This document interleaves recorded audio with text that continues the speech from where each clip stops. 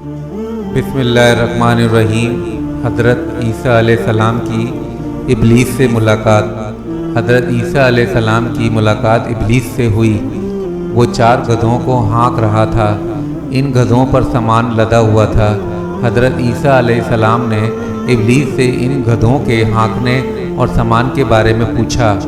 ابلیس نے جواب دیا کہ تجارت کا سامان ان گدھوں پر لدا ہوا ہے اور خریدنے والوں کی تلاش کر رہا ہوں۔ حضرت عیسیٰ علیہ السلام نے اس کی بات سن کر پوچھا، پہلے گدھے پر کیا سامان ہے؟ ابلیس نے کہا، ظلم۔ حضرت عیسیٰ علیہ السلام نے پوچھا، اسے کون خریدے گا؟ ابلیس نے کہا، بادشاہ۔ دوسرے گدھے کے بارے میں پوچھا کہ اس پر کیا لدا ہوا ہے؟ ابلیس نے کہا، حسد۔ حضرت عیسیٰ علیہ السلام نے پوچھا، کون خریدے گا؟ شیطان نے کہا، علماء۔